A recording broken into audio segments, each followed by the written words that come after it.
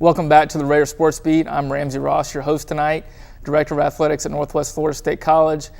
As I mentioned going to the break, we're very excited to be joined now by our third-year head men's basketball coach, Steve DeMeo. Coach DeMeo, thank you very much for joining us. Appreciate you having me. Coach, you're the reigning National Coach of the Year, the reigning national champions, and let's take a step back. I know you've tried to instill in your team that last year was last year, and it's time to move on to this year and turn the page. But our viewers at home, we really haven't had a chance to really get your thoughts in this forum on what a phenomenal season it was. School record 33 wins, a Panhandle state and national title. Just a storybook season for the Raiders. Just give us your thoughts on what a memorable year that was. Well, storybook is correct, yeah. Anytime you go win 33 games in the league that we play in and then the state we play in, and then once you get to national tournament, you do definitely have a chance to get your battle tested. Great group of guys, listened on and off the court for the most part. All 6 of our sophomores are going on to play at 4-year schools with scholarships, and our other one guy is going to be playing in a D League as well. So, we're fortunate they've all had a lot of success. But, going through that type of stuff is a lot of fun as a coach because, you never know when that's going to happen again. At this level, you have to reload every year or try to reload every year. Last year we had 10 new guys. This year we have 11 new guys. Well, and that leads me to my next question. We have only one returner, Will Feister, which what you're going to get with Will. He's even gotten better. Had a great summer, really worked hard at it. And, of course, he's been kind of injured the last couple of weeks with a wrist injury, but he should be back by the start of the season. So we're looking forward to that. But talk about the challenge in rebuilding really 11 or 12 new players this season and, what it was like to go through that process. Well, let's talk about Will. Will's been a great addition to our program. It's a second-year player, incredible student with like a 3.9, 3.8 GPA, which basically he's the typical student athlete you want to coach in all your guys. So been a great leader on and off the court. He had an injury this summer that set him back a little recruiting-wise and also in the fall. So it's actually been a little bit of a blessing in disguise because it's given our new guys in the post more of an opportunity to step up, and it's really given me a chance to see what those guys could do. Now, getting back to your original question of recruiting 11 new guys, I'm fortunate I have a very good staff that's helped me out do that. But, we're looking for guys with character on and off the court, guys who can handle their business in the community as well, handle their business in the classroom, and then obviously we need guys who are very talented. So finding 11 guys that could fit all those things with great character is not an easy task. And I don't know if you see, I've got a couple of new wrinkles on my face from all the lack of sleep and recruiting we've done through the year. And it's basically a 12-month-year job because once the season ends in March, excuse me, you don't get done recruiting basically until the season starts when the guys get to campus in August. So it's been a challenge, but I think we have a great group of guys, and I think this year's team is going to be exciting to watch and exciting to develop because we have 8 or 9 freshmen on our roster, and a bunch of them are true freshmen. Some of them are redshirt freshmen, but they're all young guys, and they're going to be fun to watch and grow, and they've been a pleasure to coach. I think we've had like 2 bad practices since August, and maybe not even 2, maybe 1. And every time I tell these guys something, they do respond. So I'm pretty happy with where we're at right now. Well, and winning a national championship, I'm sure, makes it a little easier for you to recruit. We've been successful the last few years. We've been in the championship game 3 out of the last 4 years. So, we have had the opportunity to have that strength in our brand as far as recruiting aspect is concerned. So I'm sure that makes your job a little easier. In a way it definitely does, but most of these guys who we recruit from and where they're not coming from the same place over and over and over and over. So so it's always like a new sell. But we do have great facilities, great location, great administration, great support. So we are fortunate with that, and also 3 out of 4 national championship games. It does ring a bell, but what it does actually, really, we got hurt in recruiting this year because everyone said you can't go to Northwest because you won't play there. And that was the mantra of all the coaches we were recruiting against, and a lot of times we did get bit in the butt on that. But if those guys don't want to compete on an everyday basis, those are the guys we don't want, and that's why I think we have 12 really good players. Our practices will be a lot more competitive a lot of times than some games we play, but unfortunately, or fortunately, our schedule is a monster. Yeah, we'll definitely get into that in a minute because you have scheduled tough, and I think that will prepare you as we move forward. But let's talk about the roster. Sure. It's going to be, like you said, a completely new one with the exception of Will, so our fans will be unfamiliar with what they're seeing. Sure.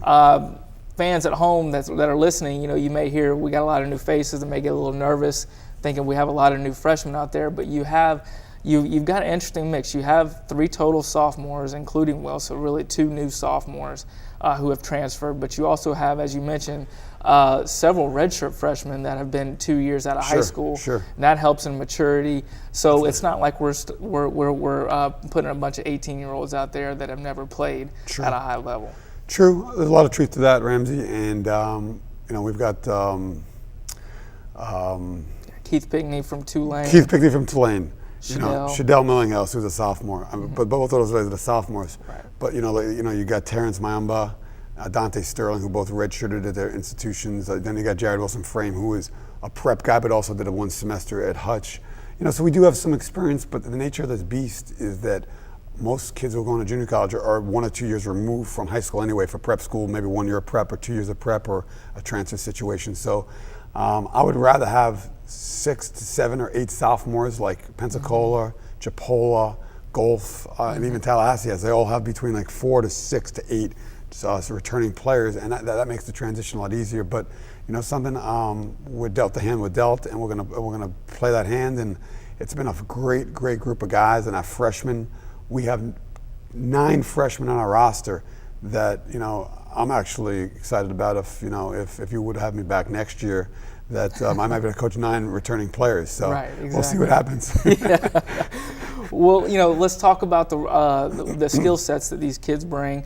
You got your 2 transfers who are both guards. Who will help you tremendously, and when I want to say 2 transfers as far as sophomores, Shadell and Keith. Absolutely. I think your guard position will be pretty solid. You had 4 tremendous guards last year, which really, as you know, the Panhandle is a guard league, and and junior college in general is a guard league. So I think you have to feel pretty comfortable with what you got at the guard spot. Yeah, we did a nice job. Actually, Rory Kuhn, who's been with me for his 3rd year, as many years I've been here. He's done an incredible job of getting some guys in the door here. And Keith Pickney was one of the guys he found, and a Tulane transfer, and great skill set, great person. And we call him the Rev because he leads our team with the prayer before practice and sometimes after practice and stuff. And he's a great student. Really good on-ball defender. Getting better coming off ball screens, but really good at sharing the ball and working on his jumper. He reminds me of Farad Cobb in a lot of ways with his work ethic, from when he gets into the door to when he leaves. He's always on the court 2 hours after practice, an hour after practice. There have been times he's been on the court 3 hours after practice. I'm like, yo, you got to go home. But that's a great deal. And then we have Shadell, who's a hard worker and a great player. Could be one of the better junior college guards in the country. Explosive, plays in the 4th and 5th gear all the time, and he's trying to learn how to play, change gears a little bit. And I think he's done a better job of that over the last couple of weeks. And you have you have probably collectively the best group of shooters I've ever seen. From basically top to bottom throughout your roster. Sure. The ball goes in a lot, and sometimes you worry: is your defense not as strong as you want? So it's almost kind of like a football thing. If you have an inter-squad scrimmage, if you're scoring a lot, you start worrying about your defense. Sure. But really, these are contested shots that are going in. So you have a collective bunch of guys that can really score the ball. Ramsey, it's kind of a blessing and a curse all in one, because the guys are open, and a lot of times you're playing against, because we share the ball, so we reverse sides of the floor with the ball better than any team I've been part of so far. That ball moves very quickly, so guys are getting wide open looks, but I'm trying to tell them to get the ball inside. But we've got Mustafa, who's 6'9", Will, who's 6'8", 6'9". Jerome Rodriguez, who's a hell of a power forward, along with Malik and even Terrence Mayamba and Simon. So we've got some really good post players. So I'm trying to teach these guys, just because you're open doesn't mean you got to shoot it, and that's a hard thing to teach young guys. But I also don't want to take away that confidence, because even that first scrimmage last week, our first 3 shots were basically threes, and unfortunately Mustafa made the first one of them. So he's starting to feel like he could shoot the threes too. Right. But I'll tell you something. We were 5 for 12 in the first in that first half of the scrimmage, so that's a pretty impressive number as well. It is, and you mentioned the strength of your post play. Last year you had good post players. You know, you had an animal in Trashad Williams who would get any rebound possible, Keith Charleston, sure. Jordan Capps, and of course Will. This year, you probably have more depth at that position and more size. We definitely do. Yeah. So I know that's something you're really trying to take advantage of as well. Yeah, and then Trashad, who was one of the best post players in junior college last year that no one knew about. Everyone told me he can't play for Northwest Florida. He can't play for you. He's Division II guy. He's too small. He really was 6'3.5", maybe 6'4". You know, we listed him at 6'5", 6'6", but he just had an incredible nose for the ball, and he was a special player on and off the court. But you know, with Mustafa's a former Syracuse signee that's going to be with us for 2 years. Arguably one of the best post players in the country right off the top as a freshman. Will Feisler coming back is going to be special. One of the best defenders I've coached on ball screen defense. A great leader on the court and off the court. And then we have Jerome and Malik, who are both very similar. They're 6'6", 6'7" guys who just, I hate to say, do the garbage stuff, but like they're a lot like Trashad, where they just hunt balls down. And Malik's actually a really exciting dunker as well, so our fans will appreciate that. And it's actually funny because I was walking around the arena this week after Meet the Raider night, and everyone said to me, "Wow, you guys are athletic. You're athletic." And I don't really realize it because, you know, I see it every day in practice, and they're like, even your point guard's reverse dunking. I'm like, you know, and that's Keith Pickney. So yeah, I was like, but obviously it comes down to just sharing the ball and playing as a unit. Well, you know, as we go forward throughout the season, one thing that I think last year was beneficial to us and really what separates, we got better every week.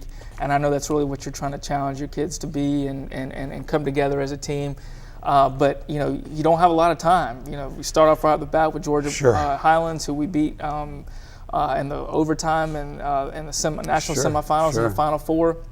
Southwest Tennessee, a great team. So we have a very challenging non-conference schedule. What are you looking for to your team to improve over the next couple months as we prepare for the Panhandle? You know, I want these guys to be everyday guys, and we've done that in practice by coming in every day and working and getting better, and they've challenged each other. And you know, we're not changing up the drills we do too much. I mean, obviously there's some variety with certain things, but like, you want guys to play fundamental basketball. You know, obviously transition defense is important, defensive rebounding is important, not turning the ball over is important. And I think those are the three things we honed on last year, along with our balance of, you know, taking 3 times the amount of free throws as threes. Yeah. That's going to be a huge challenge this year, and I know you're going to be talking to me about it if we ever lose a game.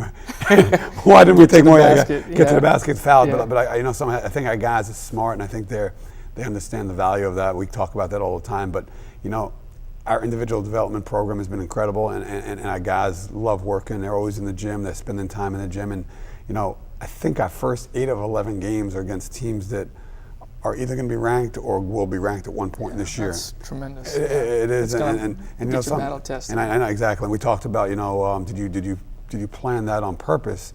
And I actually did not plan that on purpose. We just couldn't find anyone who wanted to play us. Right. But that actually is going to work out in our favor. And you know, because you never really want to play like, you know, 5 or 6 teams in a row that are nationally ranked, which because, you know, you want your team to build up, especially with so many new guys.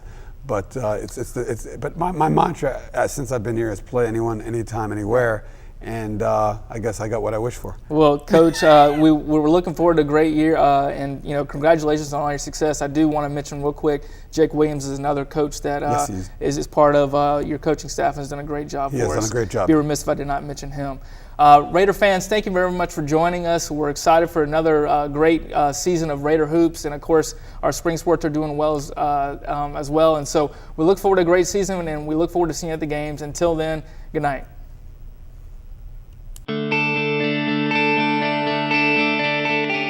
Thanks for watching Northwest Florida State College Outlook. Our mission is helping each person who comes through our doors to achieve their individual goals for education and career success. NWF is committed to providing students with opportunity to meet their educational goals and to helping them achieve success. Improve your life today at Northwest Florida State College.